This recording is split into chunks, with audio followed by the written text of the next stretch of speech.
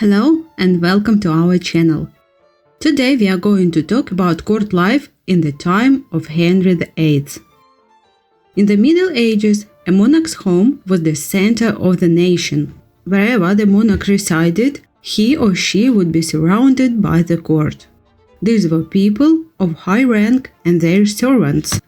Under the Tudors, Hampton Court Palace was a seat of government, a pleasure palace, and a hotel. Here, big decisions were made, where you could seek favor or patronage, but also enjoy yourself in fine style. Most courtiers were already rich and had their own houses. They hoped that the king or queen would take notice of them or their relatives and reward them with jobs or titles that would make them even richer. When Catherine Parr became Henry VIII's sixth wife, her uncle, William, became a chamberlain and has given the title of Baron. However, being a courtier was very expensive. You had to spend a great deal of money or fine clothes and buy the monarch expensive presents. People of high social standing were expected to attend court and participate as courtiers. Maintaining a position at court was an expensive business, but the rewards were high if you remained among the monarch's favorites. However, being Tudor courtier was not always easy, particularly under Henry VIII, who as an older man was notoriously easy to enrage. The king's household, the royal court, was the political and cultural center of the nation. And despite the risks, anyone wanted to be there. At court, patronage and favor was given to those who pleased the monarch and taken away from those who didn't. The purpose of the royal household was to provide for all of the monarch's needs. This meant their personal needs, but also their needs at the head and seat of government. The setting was critical, magnificent. Display and ceremonial was an integral part of the monarchy. It was expected, demanded, and necessary. The court therefore often absorbed a third of the monarch's ordinary revenues.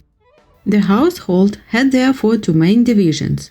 The dominus providentii was the practical stuff, linen, food, transport, the hunt, all that. Below stairs, if you like. In 1558, there were 290 people working under the stewards of the household. The domus regii, magnificent, was the front of the house staff, the business of government, and the public face of the king, required therefore to display the magnificence of the monarch. Henry VIII had over 60 homes, but Hampton Court was his favorite palace. Once he had taken it from Cardinal Wolsey, the king transformed it still further to demonstrate his power and magnificence. Before the days of regular parliament and constitutional monarchy, the national administration and treasury were functions of court and the royal household. Henry VIII also knew that the palace design had to work practically to feed, accommodate, and entertain his vast court of aristocrats and their servants. The long chains of rooms in the palace, each with a guard on the door, were designed to prevent all but the most important gaining access to the monarch's private spaces. A courtier's clothes played a vital role in the guard's decisions. The smarter you looked, the closer you got to the king. The royal family at the court moved around the country, visiting Henry's grand houses and palaces for a few months, sometimes even a few hours. When the king left Hampton Court, he often used the River Thames to get up to London. He and his queen would travel to the royal barge, surrounded by smaller boats with their closest servants on board, carrying clothes and personal possessions. Courtiers would be expected to pack up and follow the royals on horseback, accompanied by their servants. A constantly shifting court was necessary to allow the palaces to be cleaned and human waste removed, and to let surrounding land and livestock to be replenished after supplying the various demands of the royal court. Henry's palaces were designed to restrict access to the king and to channel people to the spaces appropriate to their rank. Hampton Court is still the biggest and best surviving example of this type of royal filtering system.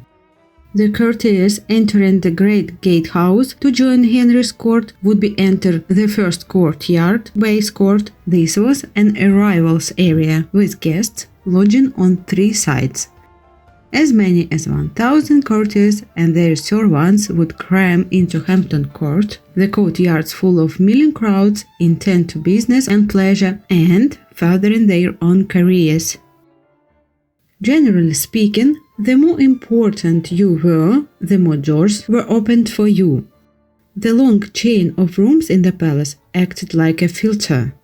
The guards at each successive doorway prevented the unworthy from penetrating the monarch's private rooms.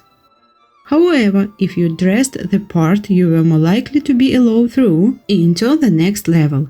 So it made sense to dress as expensively as possible. The monarch's more private and heavily guarded rooms lay beyond the grandest of the public rooms. This inner sanctum included an eating room, an inner private chamber, a withdrawing room, and finally a bedchamber. Favorite courtiers would be invited to the withdrawing room.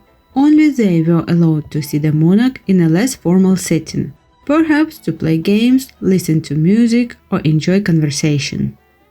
In contrast of the million crowds of courtiers and servants that thronged the outer courtyards and Great Hall, the king would be at the heart of the palace, hidden from all but the highest status courtiers and important servants. Like a spider, he sat at the center of a giant web. To enter his private apartments was like entering another world. As a mind to low-ranking courtier, you might never actually see the king, or you might catch a glimpse as he moved through his state apartments to a service in a chapel royal or an important meeting in the council chamber guarded by his closest advisors. Political power was concentrated among the men who attended the king's needs in the magnificence of the inner private chamber. They enjoyed intimate access to the king, washing and dressing him, even attending to him on the closed stool, lavatory. Those appointed to high positions in the royal household and those closest to the king were male. Depending on their social status, female courtiers worked in the queen's household, for example, as a ladies-in-waiting or woman of the bedchamber. As part of court businesses, fathers from the most powerful families in the land sought positions for their unmarried daughters. It was an ideal place for them to meet a wealthy husband and make alliances between families. And while the rewards were high, so were the risks.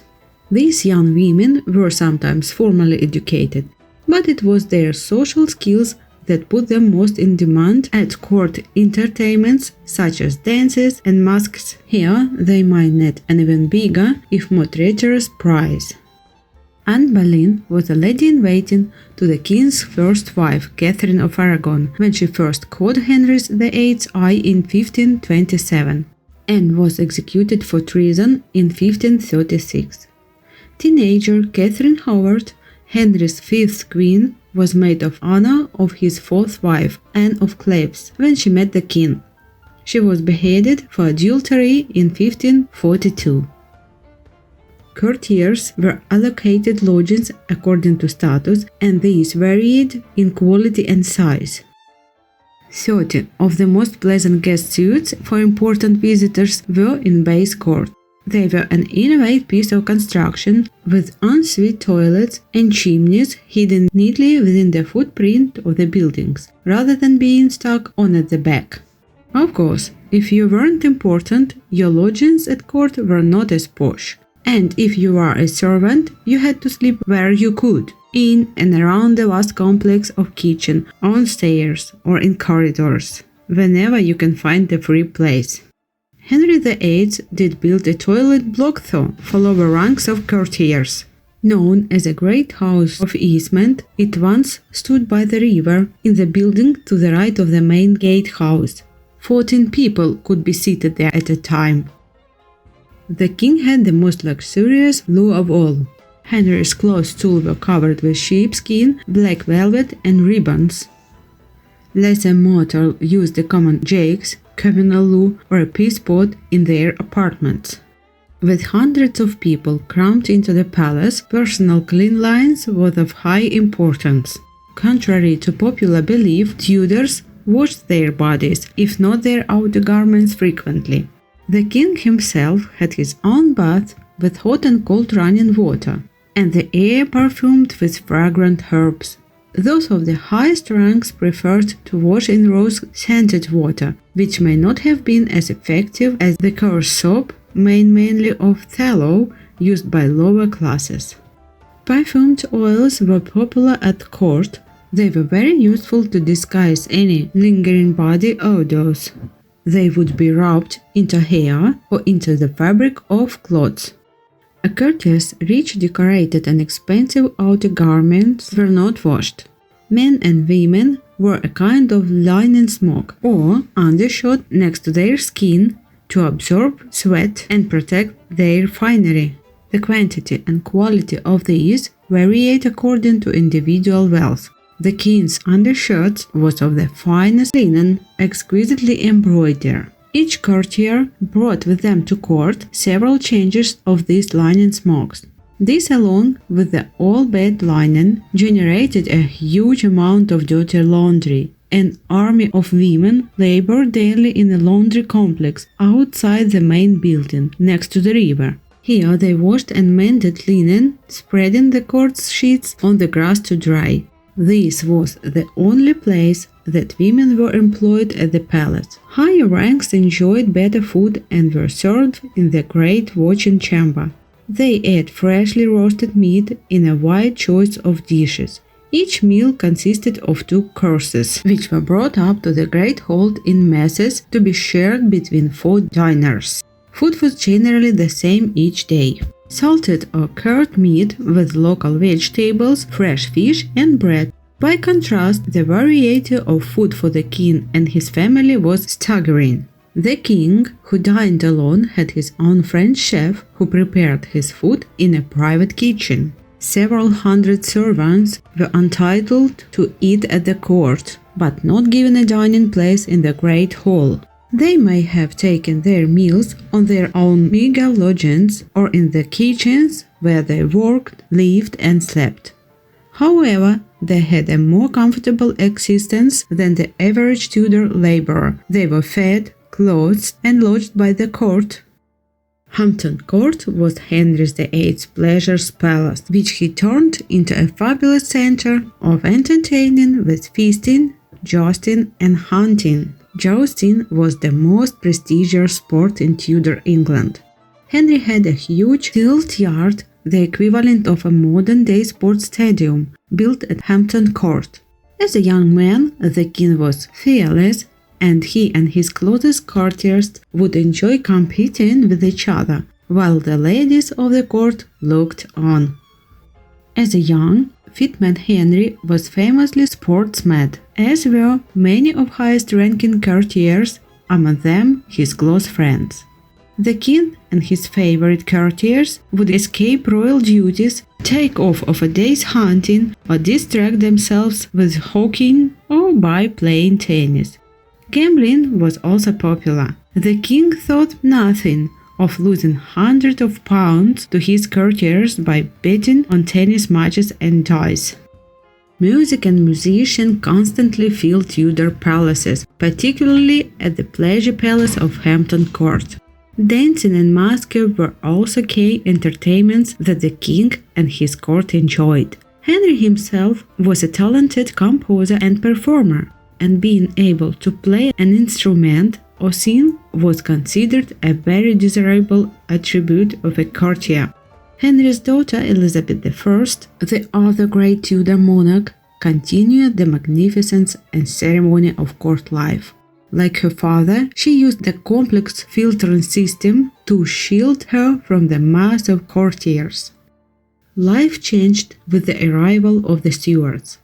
James I held a far more public court, so his private life was visible to a great number of people. His son Charles I spent hugely. The Civil War and the following Commonwealths did away with all the trappings of monarchy, including the royal court. By the time of the Restoration, the cost of feeding the whole of the royal court was prohibitive. Charles II abolished the privilege for all but the grandest. Courtiers then had to make their own arrangements. Life at court changed slowly over the centuries, becoming increasingly elaborate and formal, but always remaining magnificent. Finally, the royal court left for good, and new grace and favor inhabitants took their place.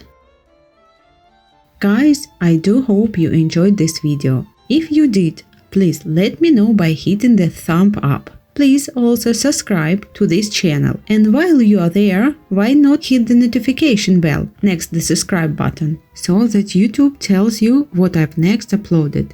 I look forward to speaking to you in my next video. Take care of yourselves, bye for now.